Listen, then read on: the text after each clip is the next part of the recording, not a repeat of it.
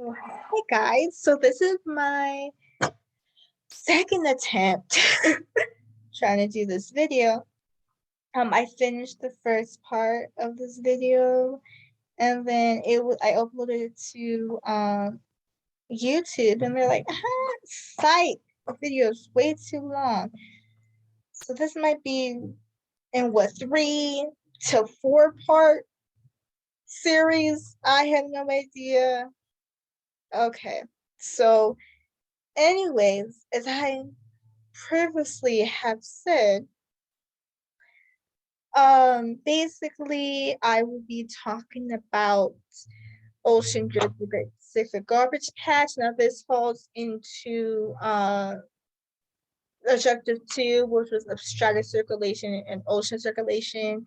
One of the classmates a couple weeks back did briefly talk about this, so this might be probably a little refresher. As always, all the notes I have on this topic, so all the research, which was a lot, is on my eportfolio. And yeah, let's try to do this again. This might be a 4-part series, so I'm gonna break into 4 parts because that's how YouTube is. Since I know you're only 4 minutes past 15, too long. So anyways, the topics I will be going over are, of course, ocean gyres and how they are formed, the Great Pacific Garbage Patch, the amount of plastic found in the patch, which, of course, the type of plastic that was found in the patch, plastic pollution in the gyres and their effects on marine animals, plastic pollution in gyres and their effects on humans. So, first, we need to find what ocean gyres are. So according to the National Oceanic and Strategic, it's intermission finds the gyres a large system of swirling ocean currents. And basically how they're formed so how are they formed? Well, let's first talk about trade winds. Well, basically trade winds will create extra current that flows east to the west along the equator, and this is the north and south extra currents. And it's very important to remember, though, that if there are no continents, I don't think that's right. These surface currents will travel all the way around the Earth parallel to the equator, and the principles will prevent this unintended flow. So basically, what happens when the currents reach the continent? Well, basically, what happens is that they get diverted and deflected away from the equator as a result of, oh my God, who could it be? Well, the Coriolis effect in the north, which is basically in the northern hemisphere and deflects to the right. So when it deflected to the right, to the left. And then both these currents will then become the western northern currents. These currents roll on the western side of the ocean basin. Another important thing to remember is because these currents come from the equator, there are warm water currents which bring warm water to the higher latitude and that distribute heat throughout the ocean. What else is happening? Well, throughout all of this, you also have westerlies. So these westerlies, by 30° and 60° longitude, westerlies are moving surface water towards the east. And also, too, of course, come on now, be sure I know this by now, the Coriolis effect. So the Coriolis effect in the presence of the continents basically will deflect the currents towards the equator, which create eastern boundary currents on the eastern side of the ocean basins. Well, what does this have to do with gyres? Well, basically, these currents will come from highlands areas to deliver cool water to lower latitudes, and then together they will combine to create large-scale circular patterns of the circulation. What? Called gyres. So then, basically, there's 2 different ways they rotate depending on either it's coming from the northern hemisphere or the southern hemisphere. So when gyres rotate to the right, which is clockwise, that's basically in the northern hemisphere, and then when it rotates to the left counterclockwise, they'll be doing that in the southern hemisphere. And there's a video I'm gonna show you guys that further explains that. And then I might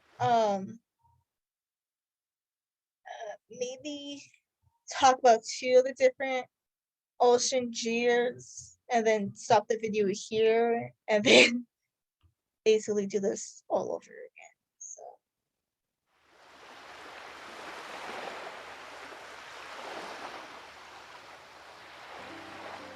Our oceans are driven by 5 major circular currents, or gyres. These are created by the Earth's rotation and the resulting predominant winds. Each continent is affected by these massive systems.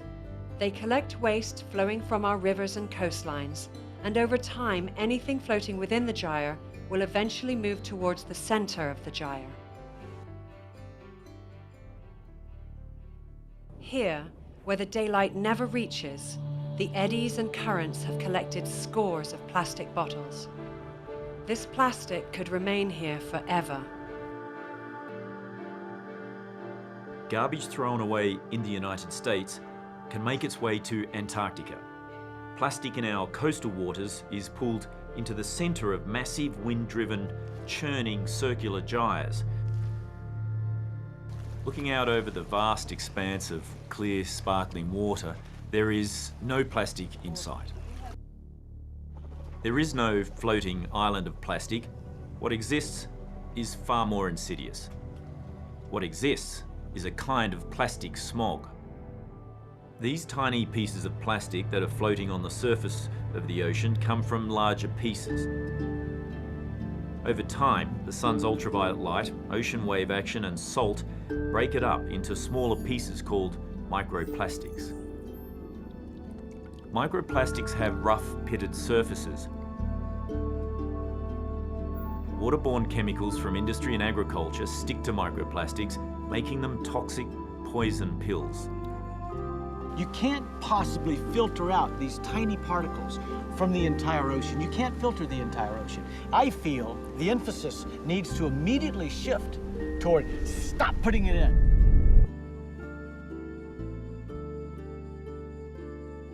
okay, so I also wanted to say also too this video is actually on my eportfolio as well, along with another video I have here. So like I said, I might just list the different 5 different ocean gyres. Well, you can see it right here. And then maybe talk about 2 and then end it there. And then in the second part of this presentation, I will talk about the other topics. So as you can see here, there's 5 different ocean gyres. So we have the North Atlantic, South Atlantic, North Pacific, South Pacific, and then the Indian. I will only probably talk about the North Atlantic and the South Atlantic, and then talk about the other 3 in the second and part 2 of this 4-part series. We shall see. Anyways, so let's first the North Atlantic. Where are you at? Sorry, I'm looking at my presentation notes. Okay, so the North Atlantic, as you can see here. So the North Atlantic basically that's basically formed by the northeastern current that flows into the Gulf Stream along the coast of the United States, and then that Gulf Stream, as you can see right here, that will merge into the North Atlantic current to move towards Europe, which then becomes the current as it moves south to join the North External Current, and the South Atlantic Gyre basically is composed of the South Atlantic Current, the Pacific Current, ACC, and the Bigland Current. Wow, I speed through that so fast. So yeah, I'm going to stop that here, and yeah. So see you guys in part 2.